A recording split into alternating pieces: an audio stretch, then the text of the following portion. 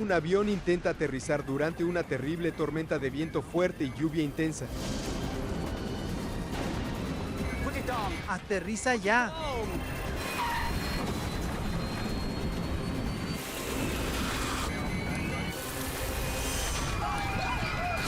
Un aterrizaje forzoso lleva a una desesperada lucha por la supervivencia. Lo único que me importaba en ese momento era sacar a mi hija Emily y protegerla durante el accidente. Pero sabíamos que había muchos otros pasajeros del avión que no habían logrado salir. ¡Abre la puerta! ¡Abre la puerta!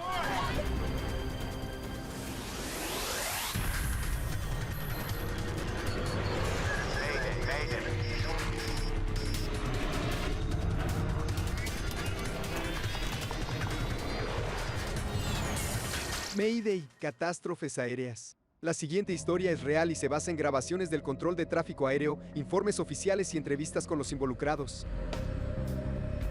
Escape milagroso.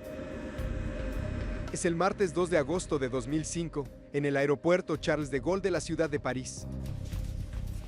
297 pasajeros están abordando el vuelo 358 de Air France hacia la ciudad de Toronto. Por ahí, a la izquierda. Gracias. Philippe Lacaille está viajando con su esposa y 2 de sus 4 hijos. Los han ubicado en asientos separados en la parte trasera del enorme avión.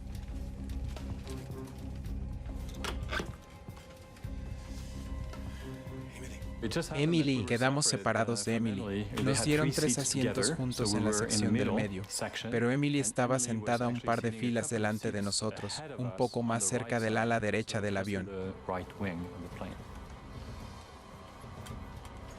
Para Eddie Howe, el vuelo 358 es la continuación de un viaje que empezó en Johannesburgo. Soy un estudiante internacional en la Universidad Queen's de Canadá y cada verano regreso a Sudáfrica. Pero Howe no viaja ligero. Llevaba todo lo que tenía: libros, ropa, dinero para la matrícula y hasta las computadoras portátiles. Este también es uno de los tramos del largo viaje de Joan Cordary Bandok, que está regresando de Tailandia.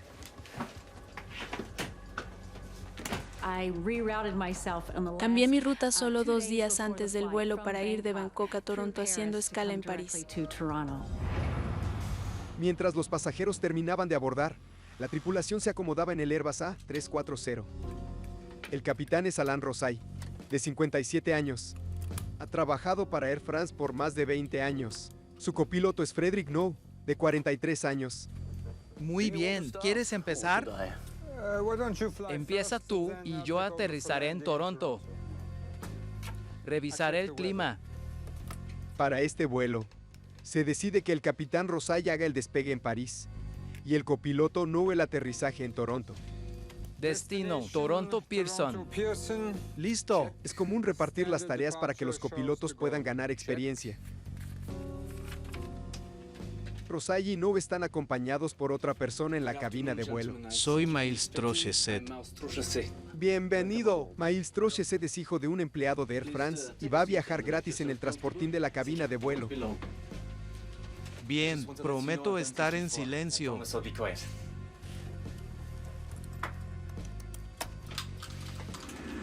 Este avión de Air France es uno de los más seguros del mundo. Desde que los A340 comenzaron a operar en 1993, han tenido un gran récord de seguridad.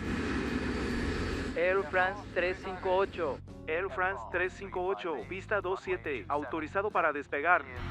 Autorizado para despegar. Buenas tardes, caballeros.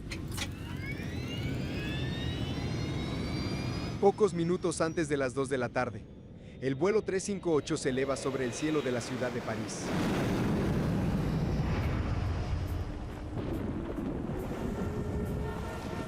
Toronto está a varios miles de kilómetros de distancia, pero los amigos y familiares de los pasajeros del vuelo 358 ya están haciendo planes para recibirlos cuando su vuelo llegue. Hola, Audrey. Por supuesto que recogeré a mamá y a papá. Sí, también a los niños. No te preocupes.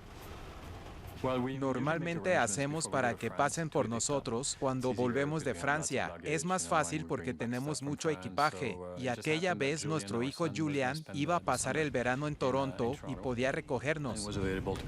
Te llamaré en cuanto llegue, no te preocupes. Está bien. ¿Sí? Muy bien, hablamos pronto. Adiós. Tenemos una alerta de humedad elevada y calor extremo en Toronto, además de una advertencia de tormenta eléctrica.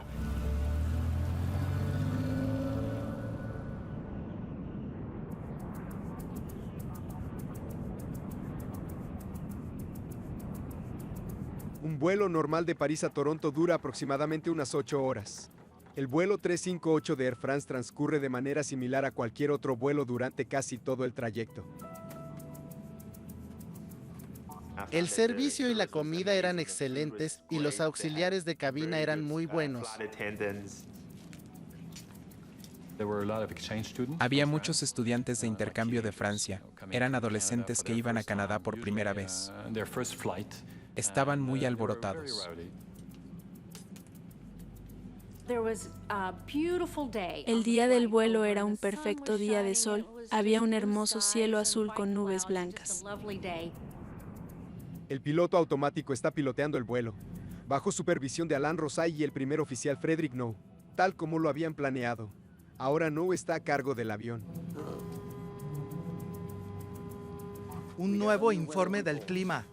Los hombres reciben actualizaciones frecuentes del clima en Toronto. Probabilidad de tormentas y lluvia, temperatura menor a 20 grados.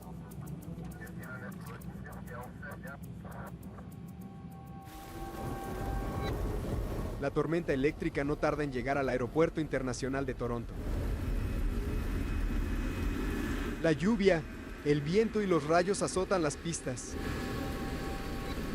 Los relámpagos ya obligaron a las autoridades del aeropuerto a declarar alerta roja.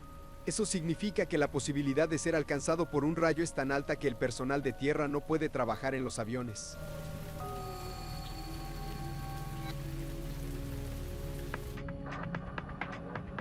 Justo cuando el vuelo 358 se acerca a Toronto, les piden efectuar un patrón de espera. El clima todavía no ha mejorado. Habrá un retraso. Air France 358, recibido. Damas y caballeros, les habla el capitán para informarles que habrá un breve retraso.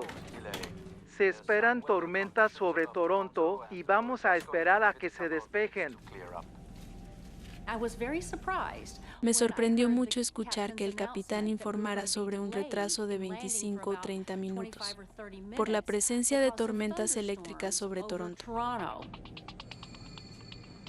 Aunque aún no están en la tormenta, la tripulación entra en el patrón de espera al noreste de Toronto. El aeropuerto alternativo está en Ottawa, a unos 300 kilómetros. El avión todavía tiene más de 7.500 kilos de combustible en sus tanques, lo cual es más que suficiente para llegar. Los pilotos suelen considerar el impacto económico de desviarse a un aeropuerto alternativo, aunque no es la prioridad. Sí es algo que se debe considerar. En caso de que tengan que desviarse, hay que pensar en cómo van a trasladar a todos los pasajeros, desde el aeropuerto alternativo hasta el aeropuerto de destino original. Llevar a casi 300 pasajeros a Ottawa sería una pesadilla de logística. Pero el combustible no alcanzará para volar mucho tiempo más. Si el retraso continúa, no tendrán más opción que desviarse. Air France, llegada a Toronto, espera cancelada. Llegada autorizada, mantenga los 1.500 metros. Air France 358, cancelación de espera recibida, llegada autorizada y mantenemos. El retraso de hoy no es largo. Aunque la tormenta sigue azotando las inmediaciones del aeropuerto, la tripulación se prepara para la secuencia de aterrizaje.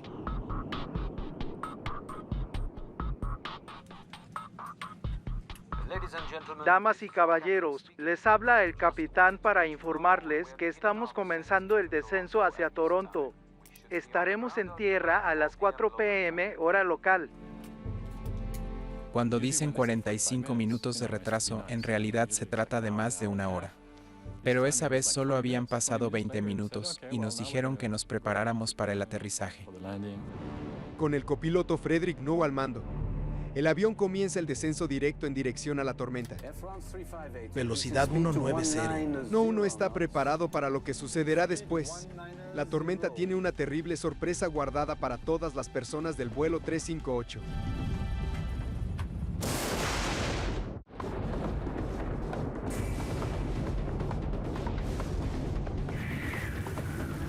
Una tormenta brutal de verano cae sobre Toronto.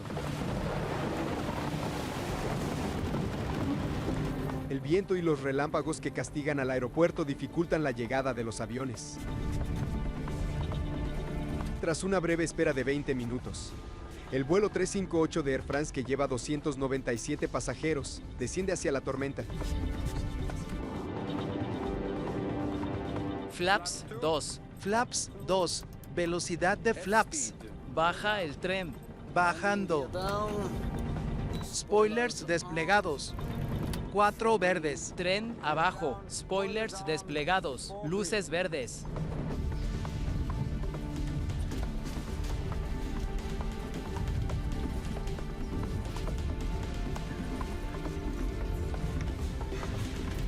Tranquila, está bien.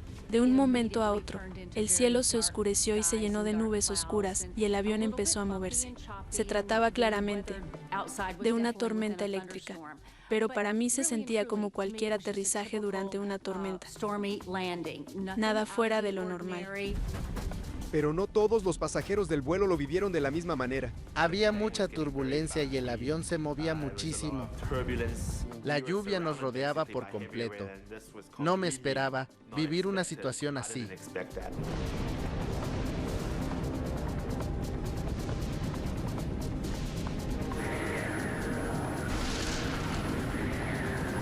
Air France 358, aproximación final. Entendido. El copiloto Frederick Noe tiene el avión en posición y está listo para aterrizar. Air France 358, recibido. Flaps extendidos. Extendidos.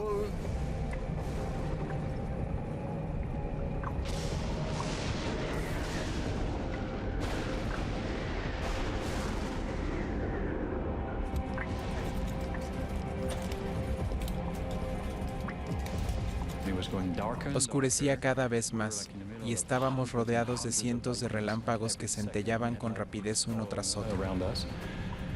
La gente estaba nerviosa y yo también estaba poniéndome nervioso. Delante del Airbus de Air France, 2 aviones acaban de aterrizar en la misma pista que el control aéreo le asignó al vuelo 358. Les habla la Torre de Toronto. Aquí 358, Torre de Toronto. Adelante. Aterrice en pista 24 izquierda. Considere que la aeronave anterior ha reportado una mala eficacia de frenado y estima que el viento de superficie cerca de la pista es de 290 grados y va de 15 a 20 nudos. Frenado deficiente, 15 nudos, ráfagas de 20, gracias. El avión se dirigirá a la pista 24 izquierda, lo que les permitirá aterrizar en contra del viento. También resulta ser la pista más cercana a la mayor autopista de la ciudad de Toronto, a la que pronto llegará el tráfico de la hora pico.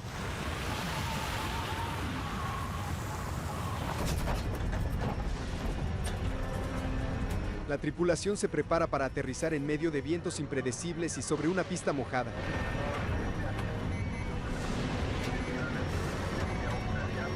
Autofrenado medio. Listo. La aproximación final fue terrible. Había relámpagos por todas partes. Había demasiada turbulencia. Se podía sentir al piloto luchar por mantener el avión alineado con la pista de aterrizaje. Se notaba que le costaba mucho mantener la estabilidad.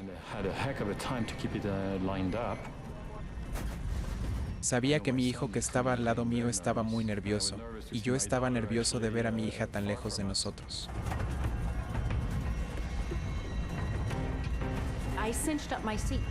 Ajusté más mi cinturón de seguridad a la espera de un aterrizaje muy complicado.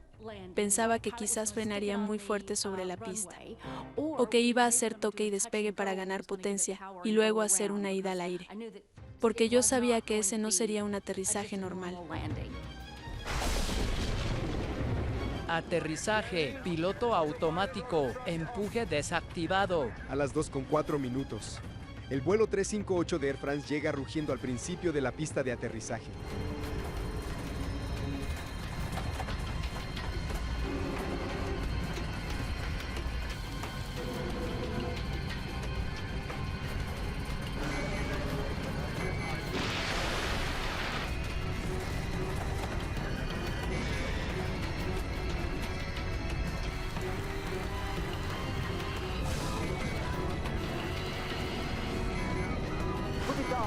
¡Aterriza ya!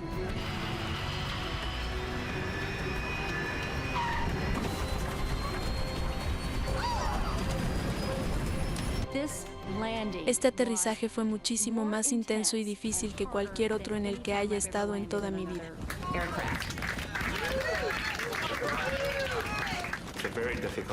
Fue un aterrizaje difícil que todos aplaudieron.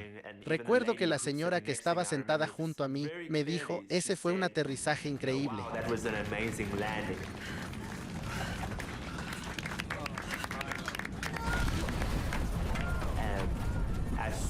Y en cuanto terminó esa frase, las cosas se descontrolaron.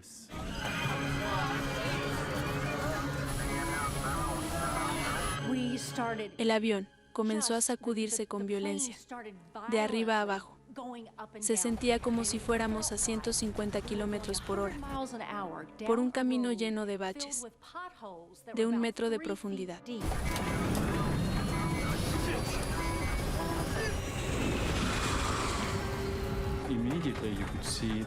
Se veía un aura naranja, es una imagen que yo nunca en la vida olvidaré. Porque mi hija estaba sentada delante de nosotros en el lado derecho del avión. Y en ese momento, giró la cabeza hacia donde estábamos nosotros. Nos miró con los ojos muy abiertos y su rostro estaba enmarcado por una enorme aura naranja de fuego. Momentos después de hacer contacto con la pista y mientras circulaba a 146 kilómetros por hora, el vuelo 358 se quedó sin pista.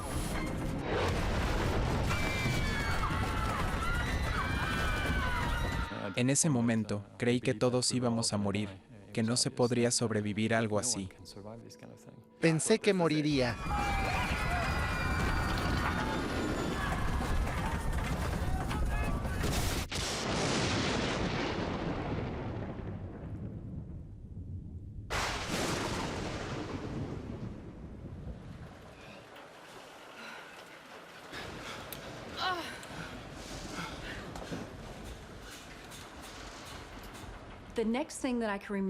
Lo siguiente que puedo recordar es un mensaje que decía, damas y caballeros, todo está bien, nos hemos detenido, de verdad, risa irónica, claro que nos hemos detenido.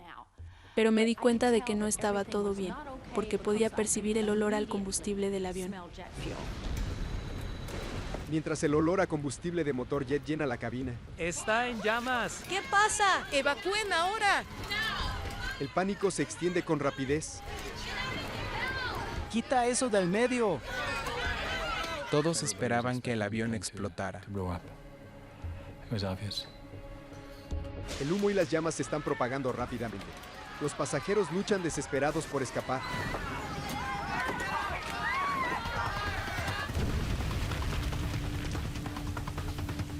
Algunos pasajeros gritaban, ¡fuego! Y ahí fue cuando todos entraron en pánico.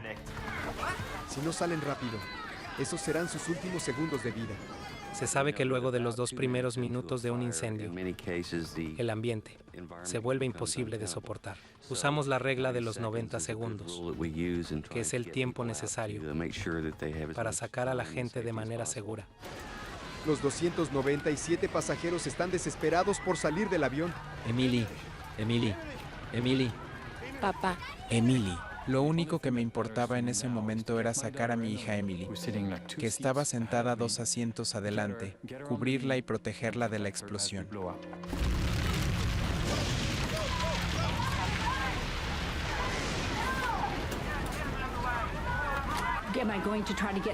Consideré recoger mi equipaje de mano, pero luego pensé, voy a morir tratando de tomar mi equipaje y mi laptop. Y me dije que solo importaba salir de ahí. El vuelo 358 cuenta con 8 salidas de emergencia, pero segundos después del choque, La mayoría no están abiertas. La gente estaba trepando sobre los asientos, empujándose unos a otros. Era un sálvese quien pueda. Tranquilos. Por favor, mantengan la calma.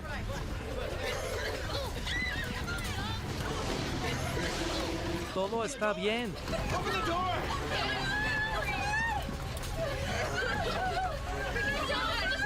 Podía darme cuenta de que el auxiliar de vuelo no sabía si debería abrir la puerta o no, porque el fuego estaba ardiendo con intensidad frente a ella.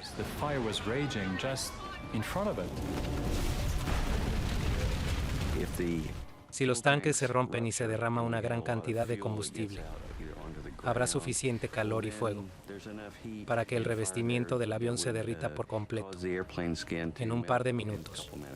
Un espeso humo entra por una de las puertas abiertas en el frente del avión. Joan Cordar Ivandov decide correr hacia el otro lado del avión. El hombre que estaba delante de mí tenía un bolso.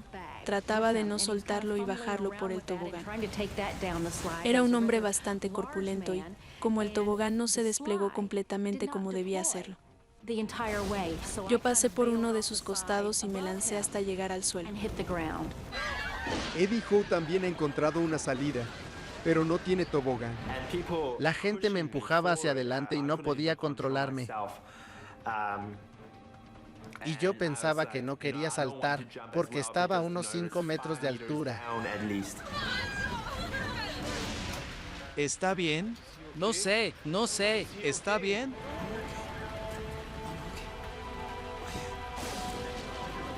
En la cabina de vuelo, el capitán Rosay quedó gravemente herido ya que su asiento se desprendió por la fuerza del choque.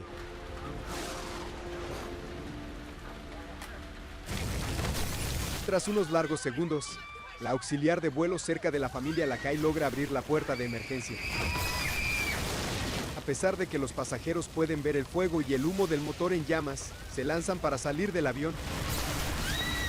Los empujé para bajar. Yo bajé último. Corrimos para alejarnos lo más rápido posible. Pasamos sobre metal completamente destrozado, escombros, y sobre los restos del avión que habían quedado en el suelo. Una vez que el fuego entra en el avión, todo el amoblamiento, que como otros tipos de mobiliario está hecho de espuma y materiales inflamables, se quema y produce gases tóxicos, y ese es el aspecto más peligroso y letal del incendio.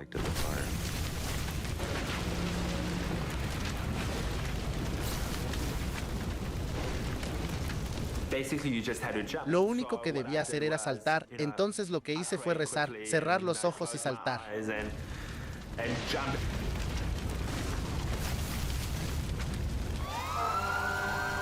El personal de emergencia llega al avión en llamas solo 52 segundos después del accidente, pero debido al riesgo de explosión, es peligroso acercarse demasiado.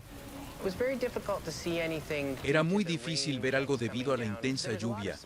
Un humo denso envolvía el avión y el fuego seguía ardiendo con intensidad. Además, se podía observar con claridad que algunas partes del avión se habían desprendido y caído al suelo. Las ruedas del avión estaban al lado de la carretera junto con varias partes de las alas del avión que se habían roto y caído. Philippe Lacaille y su familia suben con dificultad la colina por la que el avión acaba de caer. En ese momento, el avión explotó. Se escucharon 2 o 3 estallidos. Las explosiones fueron tan intensas que se podían sentir en todo el cuerpo, no solamente escuchar. Me di vuelta para mirar porque no lo creía. Veía cosas volando por el aire. Debían ser pedazos de equipaje. Y en ese momento pensé que podríamos haber sido nosotros.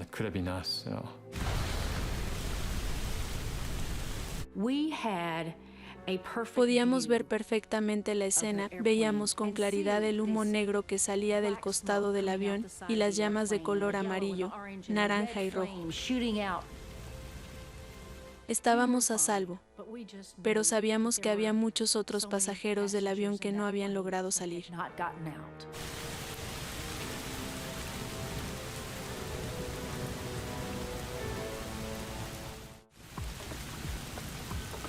Es el día 2 de agosto del año 2005.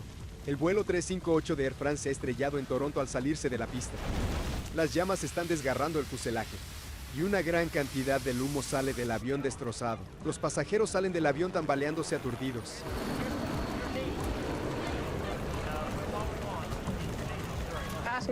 Los pasajeros que llegaban estaban empapados por la lluvia y llenos de barro por subir la colina. Había varias personas que, luego de salir del avión, lloraban y buscaban a otros pasajeros, familiares o amigos que seguramente estaban con ellas en ese momento. Un avión se salió de la pista en el aeropuerto Pearson de Toronto. Las imágenes del choque aparecen rápido en los canales de televisión local. Audrey, la hija de Philippe Lacaille, es una de las tantas personas impactadas por las fotos. Encendió la televisión y ahí estaba el accidente de Air France. Era una transmisión en vivo y en directo. Ella vio el avión en llamas justo frente a sus ojos. Había 250 personas a bordo. Hasta el momento, no tenemos información sobre si alguien ha sobrevivido o ha logrado escapar con vida. Julian, el hijo de Philippe Lacaille, está esperando a su padre en el aeropuerto. No tiene idea de lo que acaba de suceder con el vuelo de Air France. ¿Qué? Ya sabes, estoy en el aeropuerto esperando a mamá y a papá como tú. ¿Qué? Julian se enteró en el aeropuerto. Su hermana le dijo que la espera sería larga, porque el avión acababa de estrellarse. Una de las carreteras más transitadas de Norteamérica rodea el aeropuerto, y como es casi la hora pico, está llena de miles de vehículos. Los conductores reducen la velocidad, cautivados por la imagen de un avión en llamas.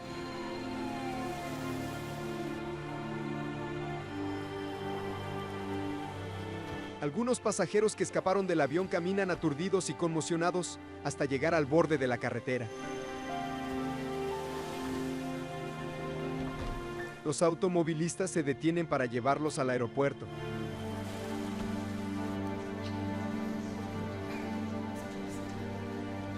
En ese momento había solo unas 25 o tal vez 30 personas sentadas junto a mí esperando en el aeropuerto.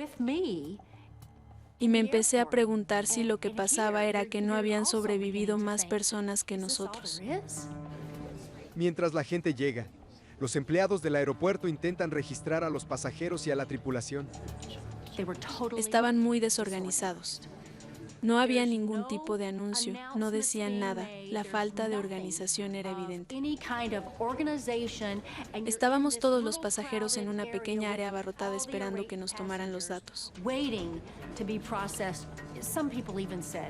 Algunas personas llegaron a decir que el primer desastre fue el terrible accidente del avión, y el segundo fue cómo se manejó la situación justo después.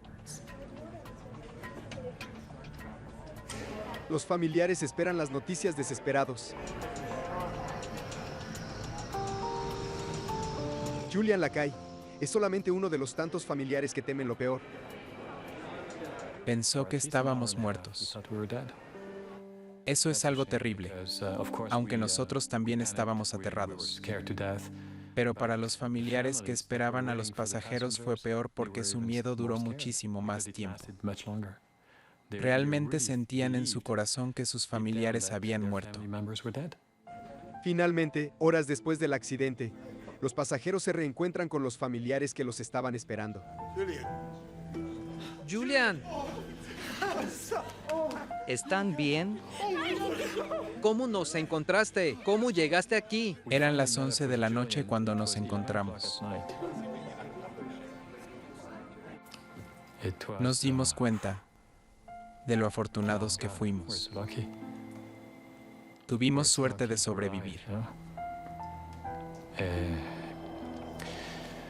Es difícil de explicar, pero es como si te dieran una segunda oportunidad. No recordaba si le había dicho cuánto lo quería antes de irme a Francia, y se lo dije enseguida. Fue un momento hermoso.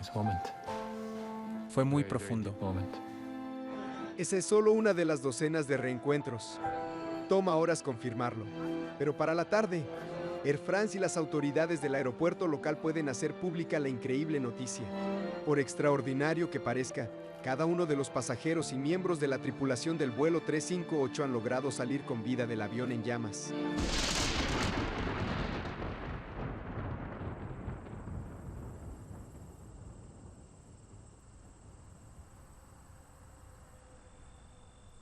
Al día siguiente, lo único que queda del vuelo 358 de Air France es humo y algunos restos. El Airbus A340 es un avión sofisticado y de alta ingeniería, con un historial de seguridad brillante. Entonces, ¿qué fue lo que pasó?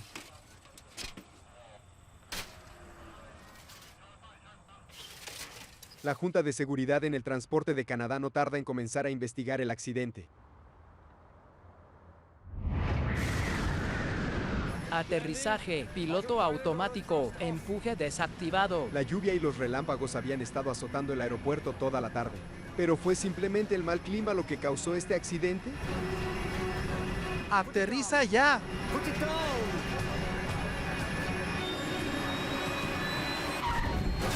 Ni el piloto ni el copiloto han hecho ningún comunicado sobre el accidente. ¡Evacúen ahora! ¡Ahora! Debido a las demandas que se presentaron poco después, Air France le ha prohibido a todos los empleados del catastrófico vuelo que hablen con los medios. ¿Está bien? No lo sé. ¿Está bien? No lo sé. Pero el ex instructor de Air France, Hervé Labart, habló con el capitán Rosay. Hablamos media hora. Me dijo que lo más importante es que le informó a la torre de control que había llegado al punto en que tendría que considerar seriamente desviar el rumbo de la aeronave. Lo que me dijo es que la torre le informó que pronto abrirían la pista de aterrizaje del aeropuerto. Había muchos relámpagos, lluvia y turbulencia. La turbulencia puede tener un efecto devastador. Leer los instrumentos se vuelve complicado y la aeronave es más difícil de manejar. Los investigadores descubren que mientras la tripulación luchaba por controlar la cabina de vuelo, los rayos destruían los delicados instrumentos usados en tierra para medir el viento de la pista. El equipo de tierra estaba destruido y solo quedaban los sistemas a bordo para saber las condiciones del viento. El equipo a bordo solo les da la dirección y velocidad del viento, que llega a la nariz de la aeronave en ese momento preciso. No puede predecir lo que hay adelante, así que los pilotos realmente no tienen manera de saber con certeza qué les espera para el resto del camino. Pero dos aviones acababan de aterrizar en la misma pista unos pocos minutos antes que el vuelo de Air France. Las tripulaciones de esos aviones hicieron lo posible para informar al control de tráfico aéreo sobre las difíciles condiciones. Les habla la Torre de Toronto. Aquí 358, Torre de Toronto. Adelante. Aterrice en pista 24 izquierda. Considere que la aeronave anterior ha reportado una mala eficacia de frenado y estima que el viento de superficie cerca de la pista es de 290 grados y va de 15 a 20 nudos. Frenado deficiente, 15 nudos. Los vientos de 20 nudos son fuertes, pero están en el rango permitido para aterrizar un 340. Pero cuando los investigadores estudian las imágenes de radar del aeropuerto, descubren algo diferente. Al aterrizar el vuelo 358, una intensa ráfaga de viento con lluvia cruzó la pista de norte a sur. Eso se debió a la aparición repentina de vientos de 33 nudos. La tripulación del avión de Air France tuvo que enfrentar condiciones mucho peores de lo que esperaban. Aterrizaje, piloto automático, empuje desactivado. 33 nudos es la velocidad máxima de viento cruzado para una 340, y eso es sobre una pista seca. Entonces hablar de vientos de 33 nudos a 90 grados es referirse a los límites operativos establecidos para la aeronave. Los investigadores estudian el aeropuerto y logran encontrar otra pieza del rompecabezas. Por problemas de mantenimiento y por la tormenta, los controladores tuvieron que usar la pista 24 izquierda para los aterrizajes. Esa es la pista más corta del aeropuerto, es casi 650 metros más corta que algunas de las otras. La lluvia les cubría la visión y los vientos los arrastraban mientras aterrizaban en la pista más corta del aeropuerto. Todo eso puso al vuelo 358 en grave peligro. En las últimas 4 horas se les había informado sobre las terribles tormentas y las alertas rojas, y eso es lo que más me preocupa. Estarían muy cansados, estarían demasiado relajados. En cualquier caso, es obvio que no lograron estimar la magnitud del peligro. Es evidente que la tripulación no creyó que la información que recibieron de esas diversas fuentes significara una amenaza a la seguridad y por lo tanto intentaron aterrizar. Pero incluso considerando las malas condiciones y la pista corta, la tripulación tenía 3.000 metros para aterrizar el avión. Para descubrir por qué esa distancia no fue suficiente, los investigadores recurrieron al pasado. En 1999, hubo un accidente similar en Little Rock, Arkansas. Nos desviamos. No veo nada. Maldición. Tras luchar contra el clima impredecible, la tripulación de un avión de American Airlines aterrizó y luego derrapó hasta salirse de la pista. Y 11 personas murieron. Craig Fahd ayudó a investigar ese accidente. Para mí fue como un déjà vu. Luego de leer la información del accidente de Air France, inmediatamente me recordó al accidente de American Airlines. En el accidente de Little Rock, Fahd descubrió que la tripulación cometió un error crítico que fue una de las principales causas del accidente. No siguieron los procedimientos necesarios y no tenían los spoilers de tierra desplegados. Hacer eso disminuye la sustentación y hace que el avión se asiente sobre la rueda principal para que la eficacia de frenado sea mayor. El uso de los spoilers es solo una de las formas que los pilotos usan para detener los enormes aviones. Los inversores de empuje redirigen la potencia del motor hacia adelante al aterrizar, y un sofisticado sistema de frenos reduce la velocidad del avión. Para descartar cualquier falla mecánica, los investigadores del accidente de Air France examinan los 3 sistemas. Uno de los frenos del vuelo 358 se destruyó en el incendio, pero se prueban las otras 7 unidades de frenos después del accidente. Todas ellas funcionan correctamente. Flaps 2. Flaps 2. Velocidad de flaps. Los investigadores de Toronto también descubren que, a diferencia del accidente en Little Rock, esa vez los spoilers se desplegaron correctamente. Tren abajo, spoilers desplegados, luces verdes. Se examinan los motores y se ve que los inversores de empuje están desplegados. A simple vista, no hay ninguna falla mecánica. A medida que continúa la investigación, un periódico francés publica una bomba. Le Figaro publica un artículo en el que afirma que los inversores de empuje que utilizan los motores del avión para reducir la velocidad no se habían activado hasta 12 segundos después del aterrizaje sobre la pista. El capitán Rosay confirmó lo que afirmaba el artículo del periódico. Su explicación fue que su copiloto se había puesto muy tenso y le resultaba muy difícil controlar el movimiento lateral del avión. Sin duda, debido a los fuertes vientos cruzados y la pista resbaladiza, su mano sujetaba con fuerza la palanca del acelerador. Y eso impidió que el capitán pudiera alcanzarla, entonces no pudo activar los inversores de empuje. Poco después de que saliera el artículo en el periódico, los investigadores publicaron su propio informe inicial. Este confirmó la versión de los hechos relatados por Le Figaro. La Junta de Seguridad en el Transporte de Canadá reveló que, aunque los inversores de empuje estaban desplegados, no se habían activado inmediatamente después del aterrizaje. De hecho, les había tomado 17 segundos alcanzar su potencia máxima. En el informe se planteó el tema del retraso y, honestamente, yo no me atrevería a suponer cuál fue la causa del retraso. Lo único que sé es que, como regla general, los pilotos tienen que activar los inversores de empuje lo antes posible para garantizar el frenado. Los investigadores revelan hechos confusos sobre los últimos segundos del vuelo 358.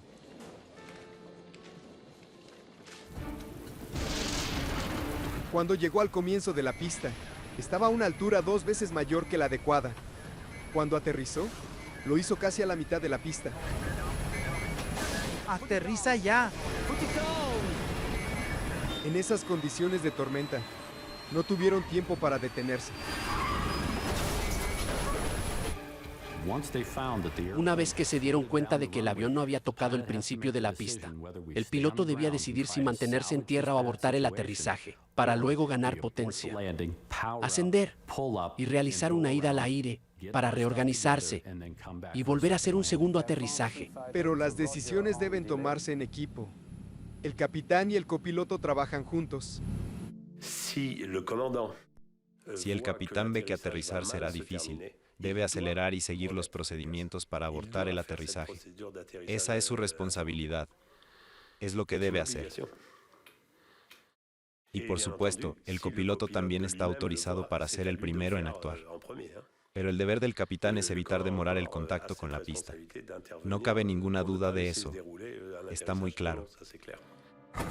Cuando el avión hizo contacto con la pista, solo le quedaban 1500 metros para detenerse, y al aterrizar se perdieron segundos cruciales por no activar los inversores de empuje.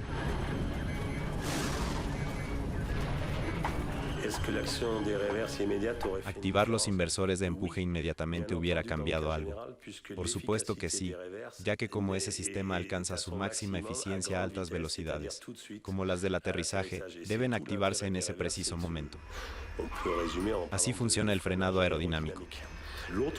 El otro problema es que las ruedas tocaron tierra en el medio de la pista, y ya fuera con o sin los inversores, no había tiempo para frenar, como se señalaba al final de la investigación. Dicho esto, queda muy claro que si los inversores de empuje se hubieran activado de inmediato, el avión se habría detenido muchísimo más rápido. Durante tormentas severas, el margen de error es extremadamente mínimo.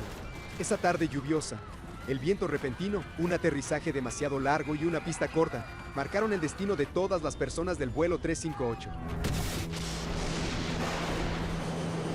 Lo que preocupa a algunos miembros de la industria de la aviación no es este vuelo en particular, sino el hecho de que las salidas de pista son demasiado frecuentes, ocurren en todo el mundo, y se afirma que no se implementan los procedimientos de seguridad necesarios para poder evitarlas.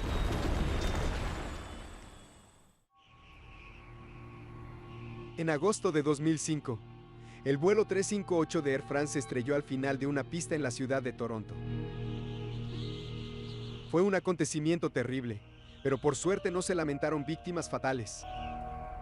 Pero el vuelo 358 no fue el único que se salió de la pista de aterrizaje en el año 2005. En todo el mundo hubo otros 37 casos de salidas de pista, y las causas de todos estos accidentes fueron bastante similares. Las salidas responden a una serie de causas que se repiten una y otra vez. Pueden deberse a las condiciones meteorológicas o al estado de la superficie de la pista. Tal vez la pista está mojada, congelada o tiene nieve. A veces se debe a que la velocidad de aproximación es superior a la normal, y esta no se reduce al intentar aterrizar. Estos factores se repiten en todos los accidentes de salida de pista. Pero desafortunadamente, algunas salidas de pista son mortales. Este vuelo de Southwest Airlines en Chicago se salió de la pista varios meses después de que sucediera el accidente de Air France. Un niño pequeño perdió la vida en un auto que circulaba por la carretera cercana. Muchos aeropuertos antiguos, especialmente de las grandes ciudades, que se han expandido hacia el aeropuerto, no tienen espacio suficiente para mitigar las salidas de pista. Se debe tener en cuenta qué hacer cuando la pista está contaminada. La nieve, el hielo y el agua estancada afectarán el rendimiento del frenado del avión. A eso debe agregarse el viento de cola que había cuando aterrizó el vuelo de Air France. Ese viento junto con la pista contaminada puede perjudicar el rendimiento del aterrizaje y, de hecho, aumentar el peligro en un 50%. La Organización de Aviación Civil Internacional recomienda que cada aeropuerto tenga una zona de seguridad de 300 metros al final de las pistas que manejan vuelos internacionales. Los estándares canadienses son un poco menos estrictos. Ellos requieren una zona de salida de pista de 60 metros y recomiendan otros 90 metros adicionales. La pista 24 izquierda cumple con el mínimo de esas recomendaciones.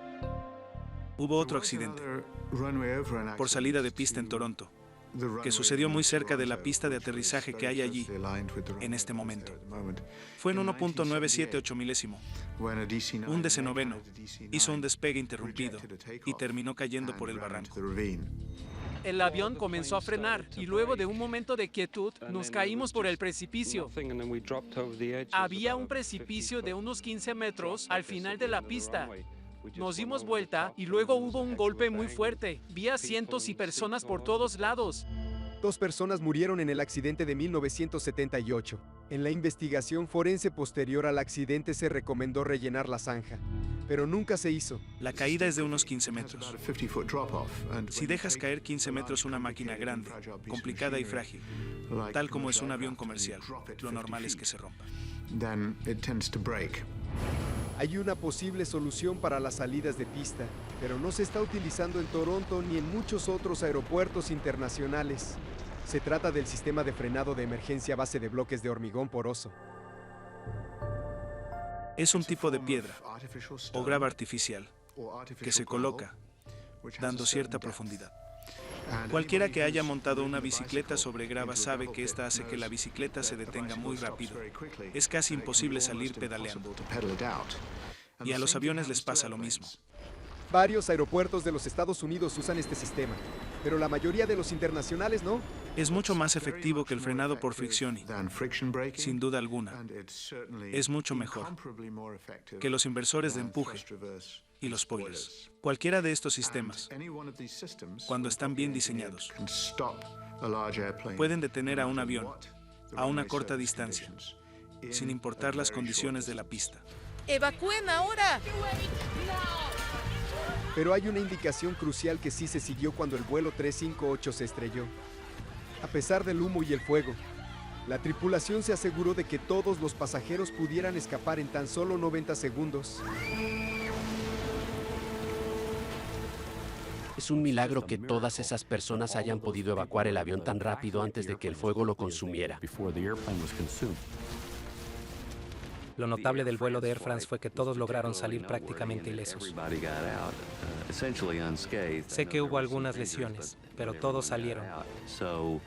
Creo que eso fue algo destacable y que el proceso de evacuación fue muy exitoso. Puede que el capitán Alain Rosay nunca vuelva a volar para Air France.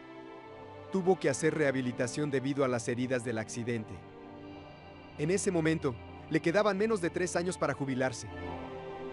Cada mañana, el capitán Rosay revive la experiencia de enfrentarse a las llamas, al ruido y al choque. Le entristece haber terminado su carrera así, con su avión destruido.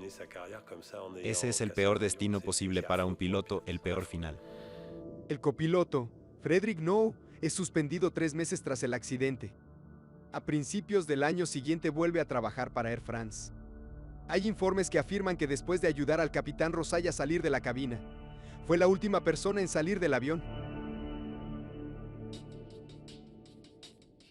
Los pasajeros enfrentan el accidente a su manera.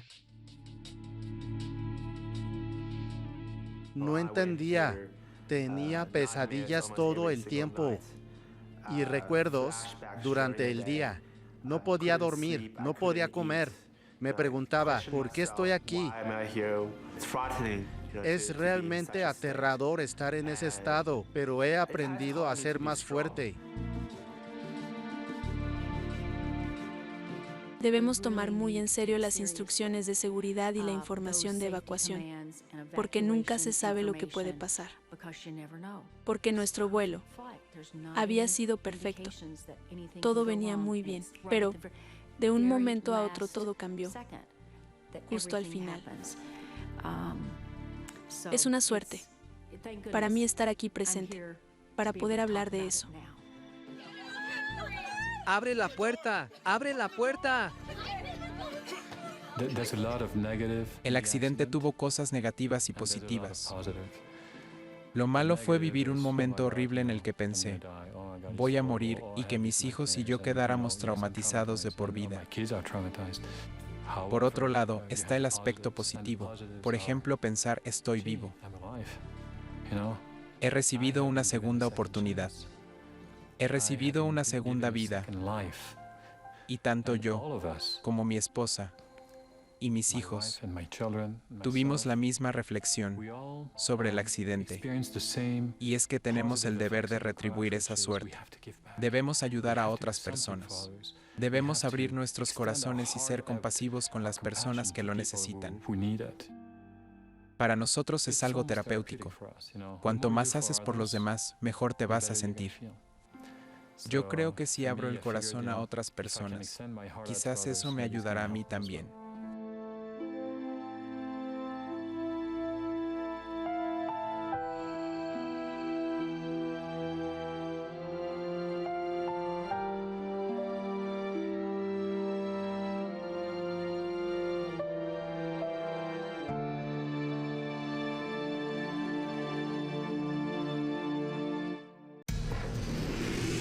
Helios 522, ¿me recibe?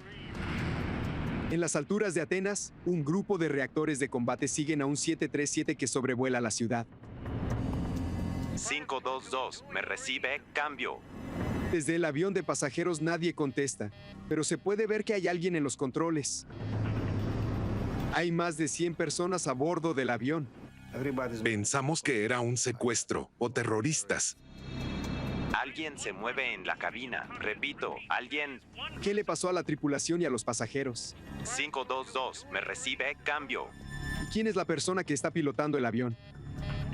Helios 522, ¿me recibe? Cambio.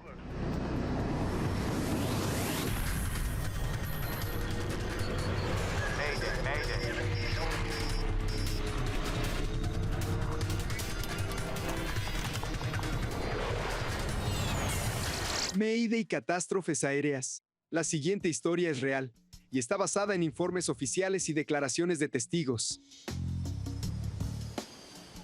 Avión fantasma es el 14 de agosto de 2005 temprano por la mañana. Los tripulantes de cabina del vuelo 522 de Helios Airways se están preparando para su viaje desde la isla de Chipre hasta Atenas, en Grecia. ¡Qué día hermoso! Quizás no debí venir. Andreas Prodromou tiene 25 años.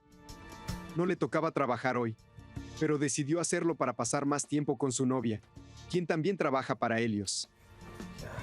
Quisiera estar piloteando. ¡Lo harás! Prodromou es auxiliar de vuelo, pero tiene grandes aspiraciones para su futuro.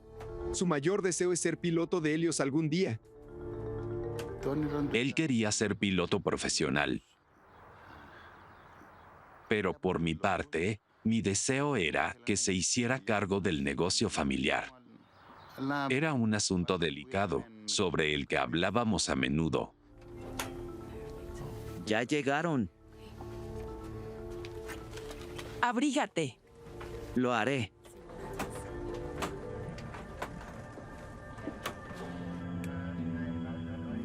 En la cabina, la tripulación de vuelo lleva a cabo la rutina diaria para preparar el avión para el despegue. ¿Cuánto sol? El capitán Hans Merten es de Alemania del Este y Helios lo ha contratado para que vuele durante la intensa temporada de vacaciones. ¿Terminaste? Disculpa. ¿Terminaste? Casi. Su copiloto es oriundo de la isla de Chipre. Durante los últimos 5 años, Pambos Karalambous ha sido piloto exclusivo de Helios. Antes de comenzar el vuelo, las tripulaciones están obligadas a realizar múltiples chequeos de varios elementos del equipo a bordo. Máscaras de oxígeno. Es un procedimiento algo rutinario, pero muy necesario. Puertas cerradas. Por favor, guarda eso y endereza el asiento. Helios es una aerolínea charter que viaja a Grecia con tarifas de bajo costo. Es un fin de semana de verano y el avión está repleto de familias. En el vuelo de la mañana, viajan 115 pasajeros en total. ¿Desean algo más? Estamos por despegar. No hay lujos. Durante los vuelos cortos, ni siquiera te sirven algo para beber. Pero son la única alternativa que tienen las personas que desean viajar y que también procuran cuidar sus finanzas. Paros Dimitriou y María Ricú decidieron viajar a la increíble isla griega de Patras. Acaban de comprometerse. Habían planeado estas vacaciones con un mes de anticipación, o quizás más. Era como una luna de miel. Tripulantes, tomen asiento. Despegaremos. Gracias.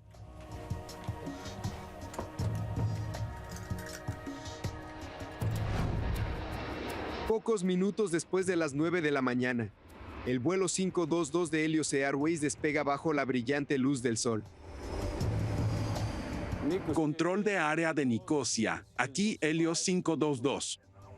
Solicito volar a un nivel de crucero de 340. Helios 522. Pueden ascender a 340. Buenos días. Ponlo en 340. 340. Minutos después del despegue, El avión sigue ascendiendo hacia su altitud de crucero. De repente se escucha una alarma en la cabina de vuelo. ¿Qué es eso? ¿La configuración de despegue? La tripulación está confundida. La alarma de configuración de despegue suele sonar solo cuando el avión está en tierra, porque le indica a los pilotos que el avión no está listo para despegar. Así que la tripulación no entiende por qué está sonando. El capitán decide comunicarse por radio con el centro de operaciones de Helios en el aeropuerto de Larnaca, ubicado en Chipre. Operaciones, aquí vuelo 522. Vuelo 522, adelante. Se activó la configuración de despegue. ¿Perdón? Se activó la configuración de despegue. Tranquila. Te aviso cuando nivelemos. La alarma sigue sonando en la cabina del avión, pero luego la situación se vuelve más confusa, pues también se activa la alarma de precaución general. Podría indicar que algunos sistemas a bordo se están sobrecalentando. Se activó la alerta de precaución general. Buscaré a un mecánico. Aguarden.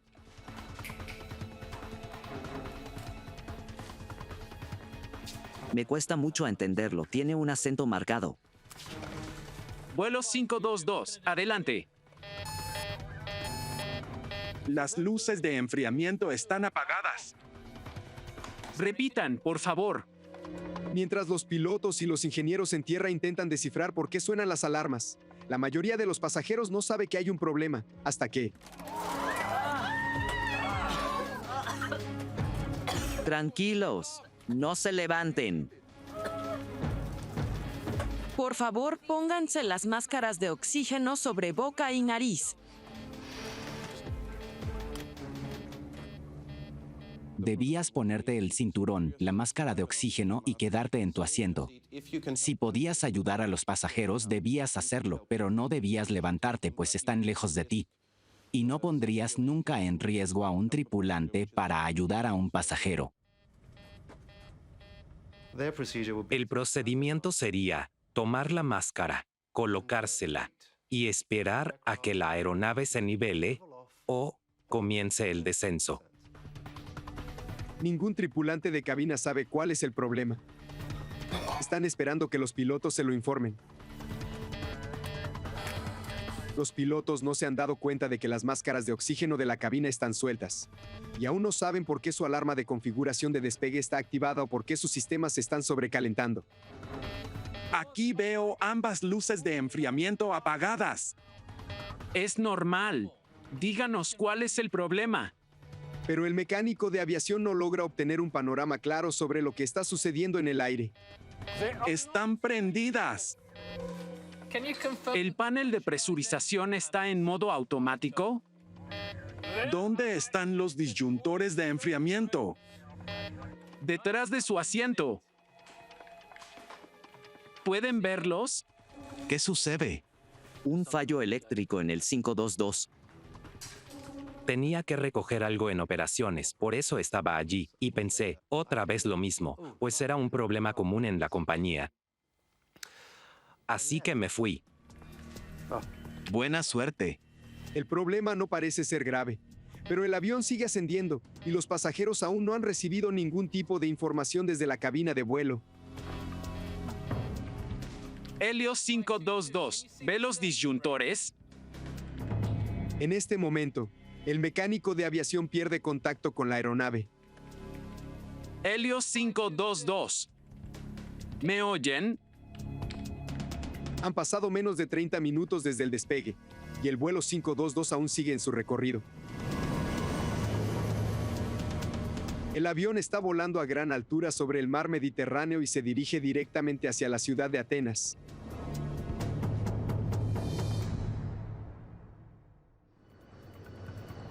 Es el 14 de agosto de 2005. Un Boeing 737 de Helios Airways, que lleva 121 personas a bordo, vuela en círculo cerca de Atenas. Helios 522, ¿me oyen? Poco después de haber salido de la isla de Chipre, se activaron dos alarmas diferentes en la cabina de vuelo del avión. Los pilotos intentaban resolver el problema con la ayuda de los mecánicos de aviación. Pero ahora la comunicación por radio con el avión se ha perdido. El control de tráfico aéreo no recibe ninguna respuesta del capitán ni del copiloto.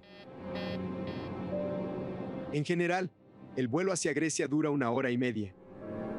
Pero el avión de pasajeros ha estado dando vueltas en un patrón de espera por más de 2 horas. Nos enteramos de que había un avión que estaba volando hacia Grecia, que no tenía comunicación alguna con el control de tráfico aéreo. Pensamos que era un secuestro o que eran terroristas. En Atenas viven más de 3 millones de personas. Si un avión se estrellara contra la ciudad, podría causar la muerte de miles de habitantes. Ese avión iba a la deriva. Quizás había sido secuestrado o tomado por terroristas. Por eso llamamos al ejército. La Fuerza Aérea griega envía de inmediato 2 de sus reactores de combate más avanzados para examinar el avión de Helios. Helios 522, me recibe, cambio. Pero los pilotos no obtienen respuesta del avión. Uno de los reactores se acerca a la cabina de vuelo. Hay alguien sentado en el asiento del copiloto y está desplomado sobre los controles, pero no hay ningún rastro del capitán. El piloto llama por radio al control de tráfico aéreo de Atenas. Control de Atenas, hay alguien en la cabina del 522. Parece que no reacciona. Control de Atenas, chequeando cabina.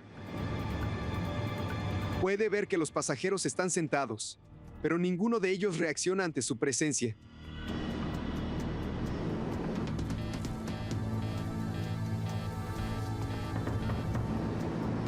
Entonces el piloto ve a alguien que se mueve en la cabina de vuelo. Control de Atenas, alguien se mueve en la cabina del Helios 522. Repito, hay alguien adentro de la cabina de vuelo. Helios 522, me recibe, cambio. Helios 522, cambio. Vuelo HCY 522, aquí control radar de Atenas, ¿me oye? Los F-16 continúan siguiendo al avión, pero no hay respuesta alguna desde la cabina de vuelo. Uno de ellos estaba detrás del 737 en posición de disparo. El otro trataba de comunicarse visualmente con la persona que estaba adentro de la cabina de vuelo. De repente, el 737 gira a la izquierda y empieza a descender con rapidez. Control de Atenas, el 522 dio un giro brusco. Lo seguiré. Desde más de 10.000 metros de altura, el avión desciende a toda velocidad hacia el suelo. No había una falla estructural ni fuego. No había ningún problema evidente, al menos desde la vista exterior del avión. Helios 522, cambio, ¿me reciben? Helios 522, ¿me reciben? Cambio. Luego, estando a 2.100 metros de altura, la persona que va en el asiento del capitán saluda al reactor de combate por primera vez. Pero no hay ningún intercambio de palabras. Ni el piloto de combate ni el control de tráfico aéreo local pueden comunicarse por radio con el avión. Poco después de las 12 del mediodía, luego de casi 3 horas de haber salido de la isla de Chipre, el vuelo Helios 522 se estrella contra el suelo.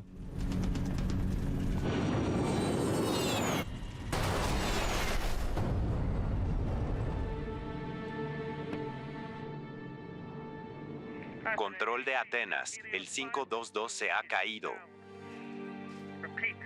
Repito, el 522 se cayó cerca de Gramático. Cambio. Los bomberos y rescatistas corren al lugar del accidente, pero no hay sobrevivientes. El tripulante de vuelo Lázaros Temetsian está atónito por lo que oye en el centro de operaciones. Fue lo más caótico que vi en mi vida. Cuando regresé a la sala de operaciones, nuestro controlador nos dijo que había perdido la aeronave que estábamos vigilando, y luego comenzó a llorar desconsoladamente. Helios es una aerolínea pequeña que cuenta con solo 3 aviones. Los tripulantes de cabina han trabajado juntos durante años. Para Paul Simeonides en particular, la noticia del accidente es aterradora. Es uno de los tripulantes de la aerolínea, al igual que su prometida. Cuando vi esa imagen, pasé los peores 30 minutos de mi vida, pues Victoria volaba esa mañana a Glasgow. Todas las personas que conocíamos me llamaban para saber si estaba vivo, si Victoria estaba viva, qué había sucedido y por qué. Pensamos que no era ese avión, pues ir a Grecia solo toma 1 hora y media. Pero luego de unas 2 o 3 horas, nos enteramos de que Paros y María estaban en el avión que se había estrellado. El padre de Andreas Prodromou no sabía que a su hijo le habían pedido cubrir el vuelo 522. Me informaron que el control por radar no podía ubicar al avión de Helios y que los controladores aéreos no pudieron comunicarse por radio con los pilotos. Me preocupé. Llamé a Andreas, pues él siempre llevaba su celular. Lamentablemente, nunca contestó. Después de esa llamada telefónica, sentí como si el suelo desapareciera debajo de mis pies. Es el peor accidente aéreo que ha tenido Grecia en toda su historia. La mayoría de las 121 víctimas son oriundas de Chipre. La pequeña nación insular declara 3 días de luto nacional tras el trágico accidente. Es una catástrofe estremecedora. Los controladores de tráfico aéreo observaron el vuelo durante más de 1 hora, sin poder comunicarse por radio ni saber qué sucedía dentro del avión, que se acercaba cada vez más a Atenas. Ahora los investigadores deben revisar las pruebas para encontrar la causa del accidente. Subimos por la colina hacia el lugar del accidente y allí tuvimos que enfrentar esa situación, que era imposible de describir. Frente a mí había un área enorme que estaba prendida a fuego y se veía todo negro. Era fuego. Había cuerpos esparcidos y pedazos del avión por todas partes. El sitio era una verdadera pesadilla, un infierno. Honestamente, espero no volver a vivirlo nunca más en mi vida. Fue terrible, simplemente terrible. Los investigadores comienzan de inmediato a buscar la causa del accidente. Al principio, la búsqueda se torna un tanto frustrante. Recuperan la caja que contiene la grabadora de voces de la cabina de vuelo, pero la grabadora salió despedida de la caja durante el impacto. Fue un caso difícil porque al principio encontramos la caja de la grabadora. Y aunque estaba muy dañada, no perdimos las esperanzas, pero cuando la abrimos, la grabadora no estaba. Los investigadores necesitan saber qué les pasó a los pilotos, y sin la grabadora de voces de la cabina tienen poca información. Sigan buscando, hay que encontrarla.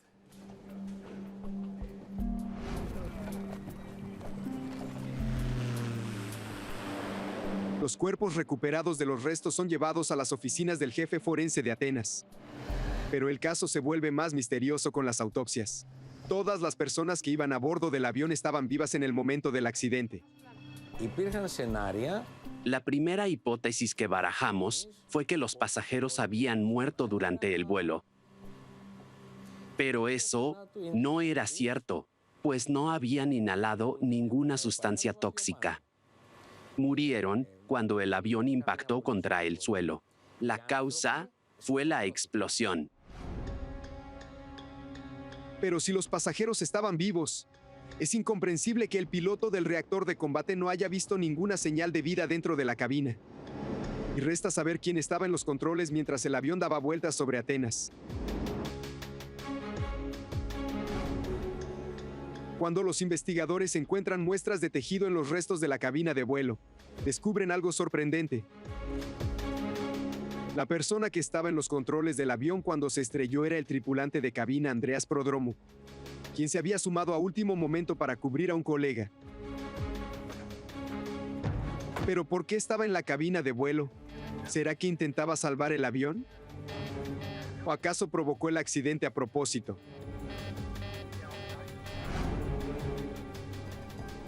Varios días después de haber recuperado la caja de la grabadora de voces de la cabina de vuelo, los investigadores encuentran la grabación. Cuando el jefe de la investigación, Tsolakis, escucha los últimos momentos del vuelo, obtiene una respuesta crucial. Mayday. No se trató de un acto terrorista. Vuelo Helios 522, Atenas. Prodromo estaba pidiendo ayuda. Mayday. Tsolakis escucha 5 Maydays distintos en la grabación. Sin embargo, ninguno de ellos fue escuchado por los controladores de tráfico aéreo. Dijeron que habían visto a alguien en la cabina de vuelo. Estaba seguro de que era Andreas. Y lo digo muy en serio. Mi hijo era un hombre muy valiente. Y tenía la capacidad necesaria para poder hacer algo al respecto, porque sabía de aviones, por su entrenamiento. Entonces estaba seguro de que era él. De hecho, Prodromo tenía licencia de piloto comercial.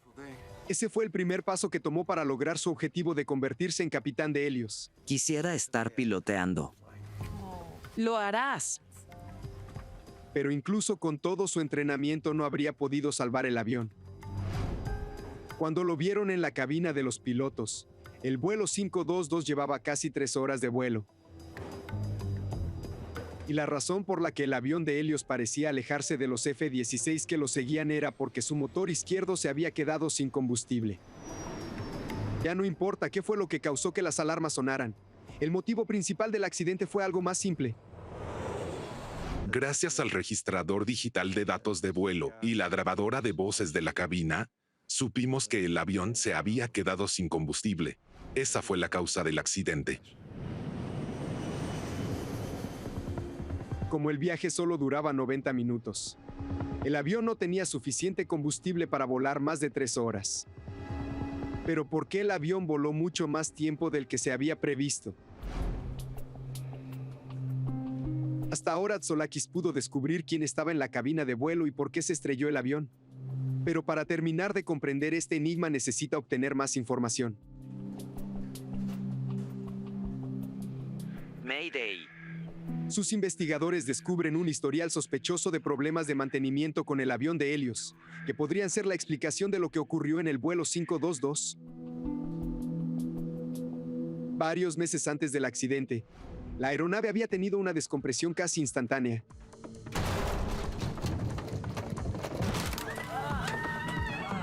Lázaros Temetsian era uno de los tripulantes de ese vuelo. Estaba en la parte de atrás y de pronto sentimos un ruido metálico muy fuerte parecido a una campana. Y luego las máscaras de oxígeno de la cabina se desplegaron. Era difícil seguir los pasos. Me costaba mucho moverme, casi no podía respirar. De hecho, jadeaba porque no me llegaba el oxígeno. Mientras los pilotos iniciaban un descenso inmediato a 3.300 metros, Temetsian solo podía permanecer sujetado en su asiento y esperar. Cuando el avión alcanzó una altitud segura, Temetsian revisó la puerta trasera y se impresionó con lo que encontró. Noté que la puerta de servicio trasera no estaba asegurada. Las bisagras de la parte superior e inferior de la puerta estaban desplazadas. De hecho, podía pasar la mano por la puerta. No hubo heridos. El avión realizó un aterrizaje de emergencia y la puerta fue inspeccionada. Pero no fue el único problema que había tenido este avión. Siempre registrábamos fallas en el libro de vuelos de la cabina. Y no se solucionaban ni siquiera esas cuestiones pequeñas de la cabina. Los mecánicos tardaban varios meses en arreglar incluso los problemas mínimos. Además, hubo problemas más recientes. Uno de los mecánicos de aviación que trabaja en Helios le dice a Tsolakis que el mismo día del vuelo 522 la puerta trasera del 737 tuvo otro problema. Revisamos el libro de vuelo y vimos que requería mantenimiento urgente. El avión había llegado a Chipre poco después de la medianoche del 14 de agosto. Durante el vuelo, los tripulantes de cabina escucharon golpes fuertes y vieron hielo en la puerta de servicio trasera. Tenía un vuelo programado para solo unas horas más tarde. Al poco tiempo de aterrizar, los mecánicos revisaron el problema. Para verificar que el sello de la puerta funciona correctamente, los ingenieros hacen una prueba de presurización. Durante un vuelo normal, los motores del avión empujan el aire hacia adentro de la cabina. Para garantizar la circulación de oxígeno durante el viaje, hay pequeñas válvulas en la popa que permiten que parte del aire se escape.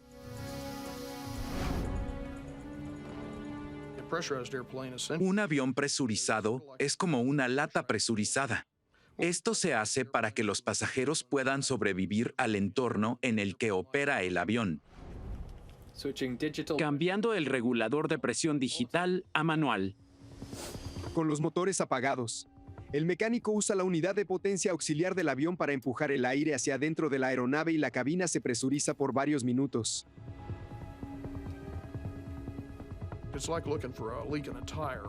Es como revisar una llanta.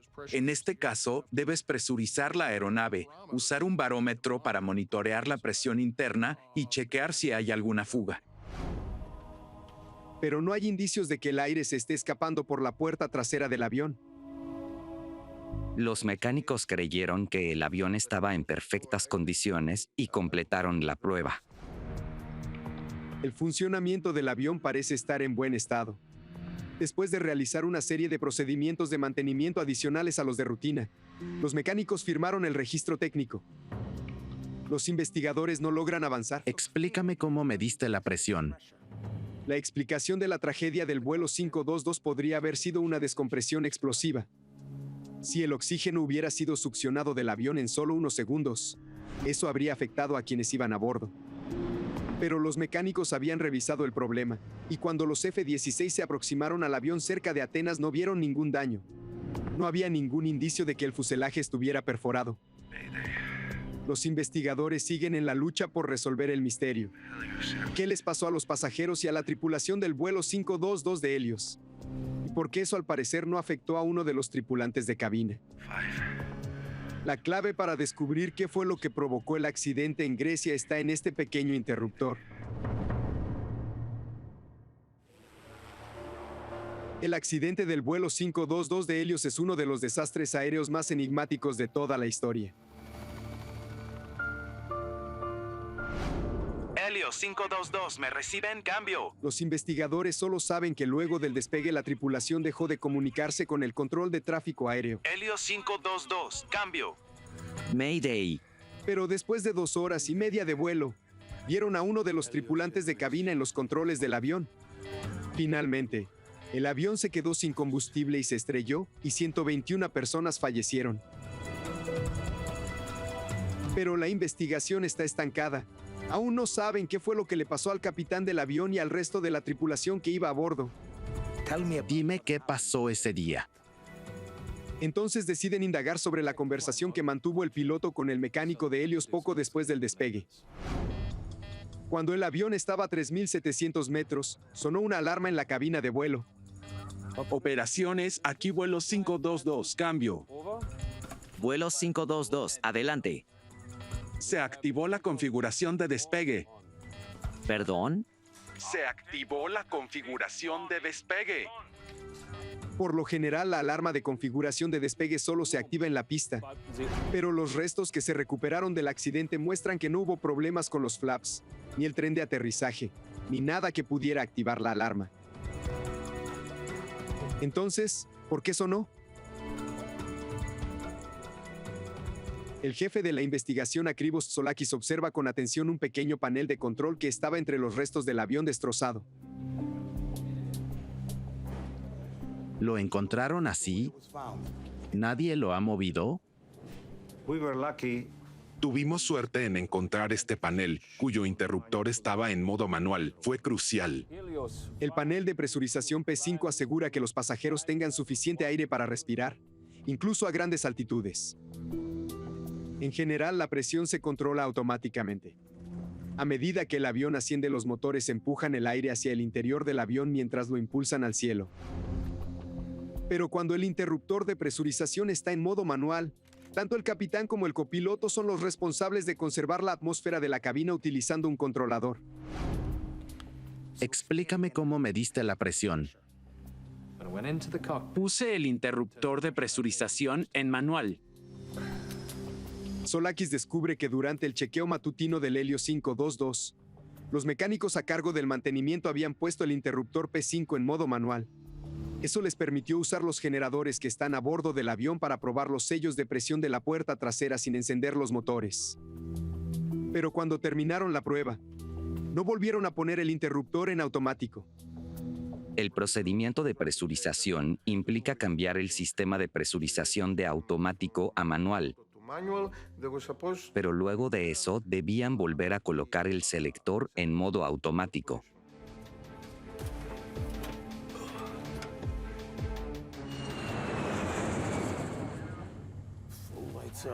Cuando la tripulación ingresó a la cabina de vuelo varias horas después, el interruptor de presurización aún estaba en manual.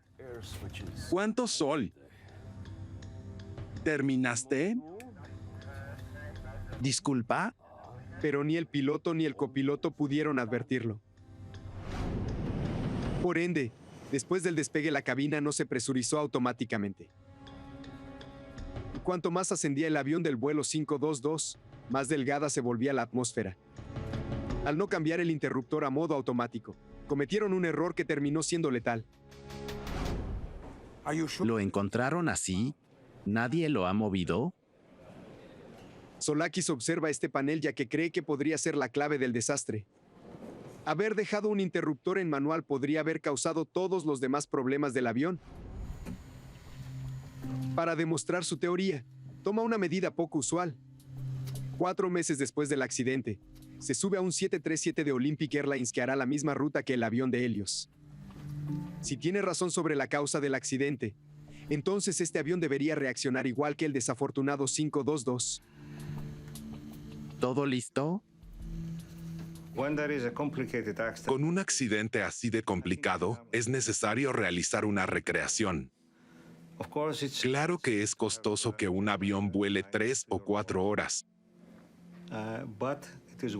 Pero sin lugar a dudas, es un gasto que vale la pena, si los resultados que obtienes terminan siendo un beneficio para la investigación en general.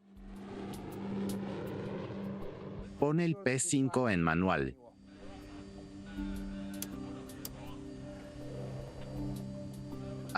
Casi no se ve. En la cabina, Solakis le pide al copiloto que coloque el interruptor de presurización en manual. Una luz verde indica que ya no está funcionando en automático. Pero como aún es temprano, el resplandor del sol hace que la luz casi no se vea. Mientras el vuelo de recreación asciende, el oxígeno se agota cada vez más rápido. Esto mismo ocurrió en el vuelo de Helios y provocó que se activara la alarma. ¿Qué es eso? ¿La configuración de despegue? La alarma sonó, pero fue malinterpretada.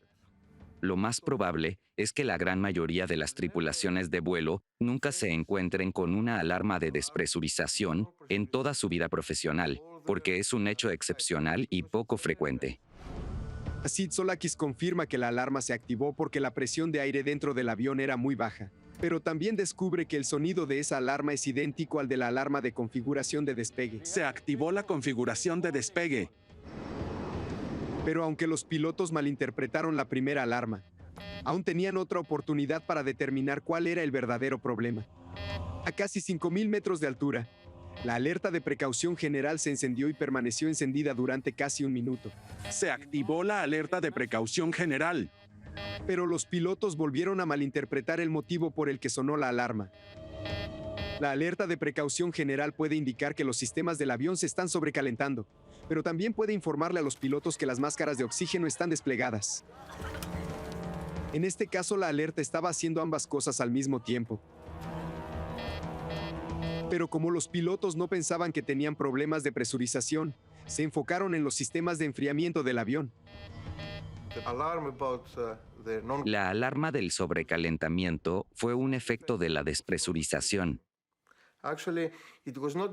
Porque en realidad no es que hubiera una falla en el sistema de enfriamiento de la bahía de sistemas de aviónica, sino que los sensores que debían medir la temperatura y la presión en esa área detectaron que algo estaba mal. En el vuelo de recreación, los investigadores observan los instrumentos que registran los mismos hechos que ocurren en el avión, y al mismo tiempo, también comienzan a sentir los efectos de la falta de oxígeno. Lo primero que sientes es presión en los senos nasales y que se te tapan los oídos. Y a medida que el avión asciende, comienzas a marearte. Es como cuando tomas un par de tragos. Los niveles bajos de oxígeno también podrían ser la explicación del extraño comportamiento de la tripulación. Porque cuando el mecánico les preguntó sobre la presurización, ¿El panel de presurización está en modo automático? el capitán Merten ignoró al mecánico y le respondió con otra pregunta. ¿Dónde están los disyuntores de enfriamiento? Al principio no lo notas, pues los efectos son muy sutiles. Comienza con un simple mareo y luego se pierde la capacidad de pensar con coherencia. En cierto modo, quedas atrapado en ese estado y no puedes reaccionar. En algún momento vas a desmayarte. Solakis cree que el capitán podría haber estado revisando los disyuntores que estaban detrás de su asiento, cuando él y el copiloto finalmente se quedaron sin aire. Y a diferencia de la cabina de pasajeros, las máscaras de oxígeno de la cabina de vuelo no se despliegan automáticamente si el aire es poco denso. Helios 522. ¿Me oyen? En la cabina de pasajeros, nadie podía saber que el avión ahora volaba solo, pues la puerta de la cabina de vuelo estaba cerrada. Tampoco se habrían dado cuenta de que una limitación del sistema de oxígeno para los pasajeros había sellado el destino de quienes iban en la cabina. Sobre los asientos de los pasajeros hay un generador químico que abastece a las máscaras de oxígeno, pero el oxígeno que producen estos generadores alcanza para solo unos 12 minutos. El problema de las máscaras de oxígeno es que no están hechas para mantenerte oxigenado a grandes altitudes. Están diseñadas para darte el oxígeno suficiente para que sobrevivas mientras los pilotos llevan el avión a una altitud baja. En casi todos los casos donde hubo una descompresión, ha bastado. Aquellos que tenían puestas las máscaras habrían estado conscientes por varios minutos hasta que se les acabara el oxígeno. Luego, ellos también se habrían desmayado. A más de 10.000 metros, estás consciente unos 30 o 60 segundos. Y luego, la mayoría se duerme, pues la hipoxia te hace perder el conocimiento. Aún sin una tripulación, el Helios 522 seguía su rumbo hasta Atenas en piloto automático. Como los pilotos no tomaron el control, el piloto automático puso al avión en un patrón de espera mientras sobrevolaba el aeropuerto.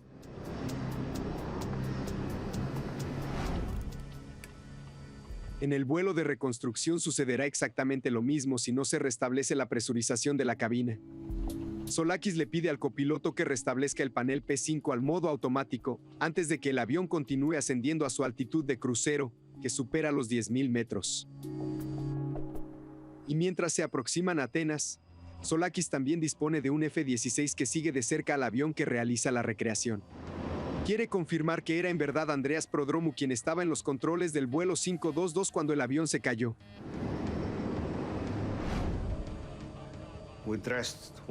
Uno de nuestros hombres se colocó el uniforme de tripulante de cabina y se sentó en la silla del capitán, mientras el F-16 lo observaba. Y así el F-16 confirmó que fue eso lo que vio en el 522. La reconstrucción también ayuda a responder otra incógnita sobre el trágico destino del vuelo 522 de Helios. La grabadora de voces de la cabina captó varios ruidos extraños. Se escuchan justo antes de que Prodromou ingrese a la cabina. Solakis confirma que esos sonidos fueron hechos por Prodromou, quien usó el teclado electrónico para abrir la puerta de la cabina. Durante el vuelo de recreación, logramos confirmar todos esos elementos y, a decir verdad, fue sumamente útil. Obtuvimos muchas respuestas. Bueno, bajemos. Para el jefe de la investigación Solakis, el vuelo de recreación fue convincente. No hubo ninguna falla catastrófica en la cabina. En cambio, fue una serie de pequeños errores y malentendidos lo que produjo el peor desastre aéreo en toda la historia de Grecia.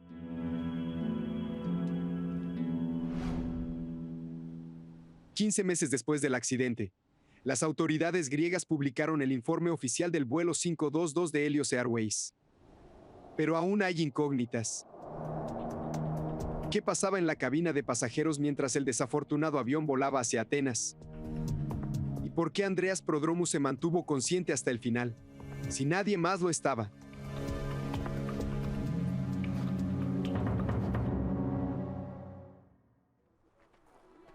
No hay dudas de que el accidente del vuelo 522 de Helios fue el peor desastre en la historia de la aviación griega.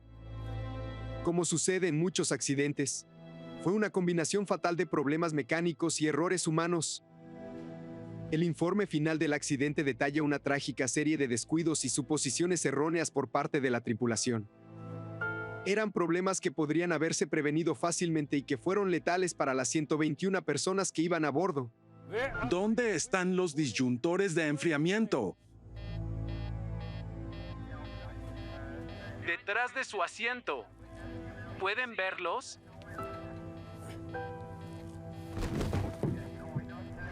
Pero el informe final no está completo, pues no explica qué fue lo que sucedió en la cabina de pasajeros del avión. ¿Qué acciones llevaron a cabo los tripulantes de cabina? ¿Y por qué Andreas Prodromou aún seguía consciente después de casi 3 horas de la despresurización? Mayday. Mayday. Las entrevistas que les hicieron a los instructores de seguridad y tripulantes de Helios crean una imagen desgarradora de lo que pudo haber ocurrido. Por favor, pónganse la máscara. Mantengan la calma y permanezcan sentados hasta que sepamos cuál es el problema. Prodromou estaba sentado en la parte trasera de la cabina. Cuando cayeron las máscaras de oxígeno, él esperaba instrucciones de los pilotos.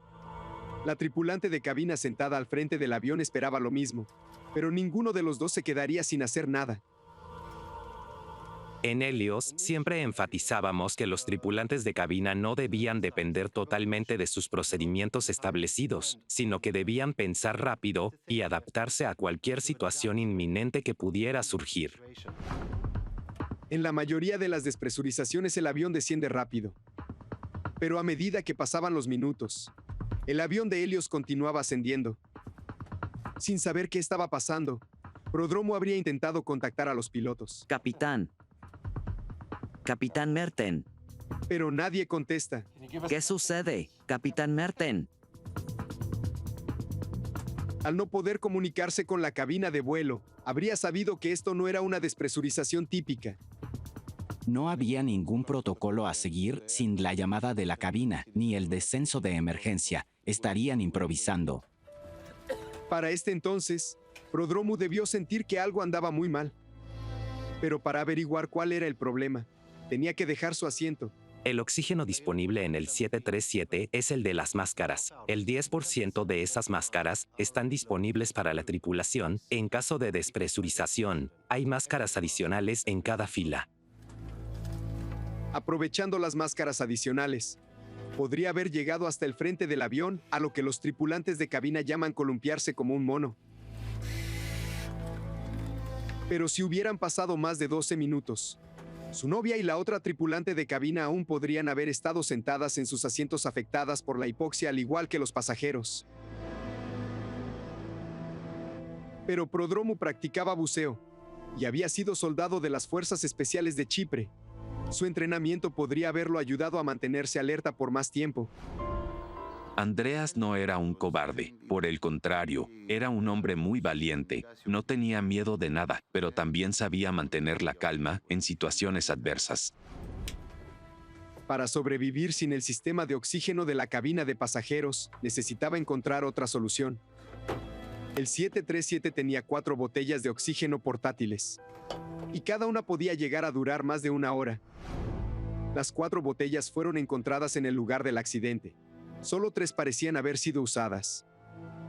Aunque el piloto del F-16 vio a Prodromou en la cabina antes del accidente, puede que no fuera la primera vez que habría entrado, pues podría haber usado el código de seguridad para abrir la puerta, como lo hizo al final del vuelo.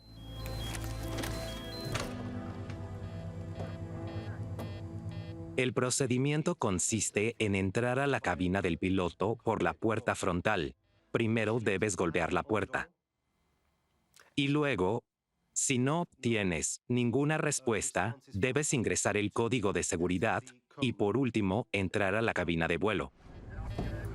Durante la investigación del accidente, en una máscara de oxígeno de la cabina se descubrió ADN que coincidía con el del copiloto. Es posible que Prodromo haya usado esa máscara para intentar reanimarlo. Es posible reanimar a alguien por un tiempo bastante prolongado si llegas antes de que se produzcan daños cerebrales importantes. Eso depende mucho de la situación específica de cada persona en particular y de cuánto tiempo estén expuestos a una altitud elevada. Pero si estuvo en la cabina de vuelo antes, ¿por qué decidió salir? Nunca lo sabremos. Es probable que estuviera desorientado o confundido. Su mente reacciona más lento de lo normal. ¿Cómo se sentía? ¿Cómo estaba físicamente? Creemos que él sabía cuál era el verdadero problema, pero ¿fue así en realidad? Es un misterio. Después de 3 horas, todos los pasajeros que no tenían suministro de oxígeno habrían estado inconscientes. Mientras se aproximaba a Atenas, el vuelo 522 era un avión fantasma.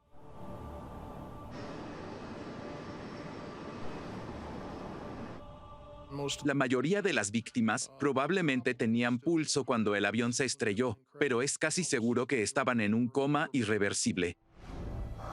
La hipoxia se siente parecido a cuando te quedas dormido. Pero para Andreas Prodromou, el vuelo debió haber sido una pesadilla.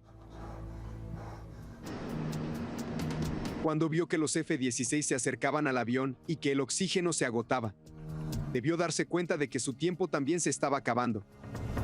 Sin embargo, continuó y nunca se rindió. Prodromou intentó salvar el avión de Helios por última vez. Cuando regresa a la cabina de vuelo, el joven tripulante de cabina que soñaba con ser piloto llama para pedir ayuda. Pero nadie puede escucharlo, porque la radio seguía sintonizada en Lárnaca, el aeropuerto de Chipre desde donde había despegado el avión. Mientras luchaba contra la hipoxia y trataba de controlar un avión mucho más grande que los que había volado, Prodromou se encontraba en una situación imposible. Aun si hubiera podido aterrizar, ya era demasiado tarde. El vuelo 522 se había quedado sin tiempo y sin combustible.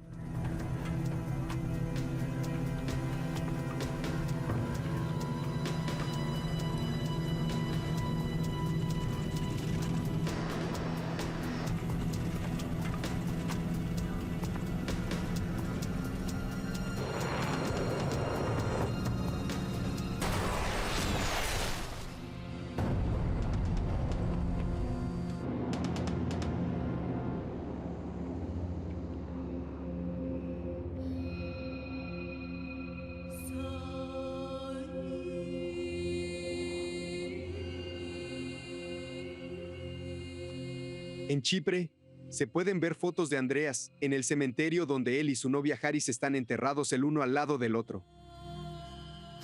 Mi hijo está junto a mí, junto a su padre. Él va conmigo a donde sea que voy.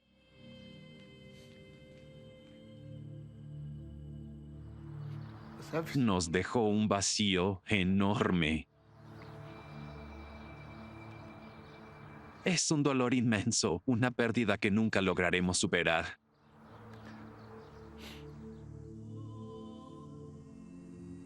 También hay imágenes en Grecia. En la colina al norte de Atenas, donde se estrelló el vuelo 522, hay fotografías ya borrosas de muchas de las víctimas. Blanqueadas por el resplandeciente sol mediterráneo, contemplan el terreno vetusto y escarpado, siendo testigos silenciosos de uno de los desastres aéreos más extraños y a la vez trágicos que han ocurrido en el mundo.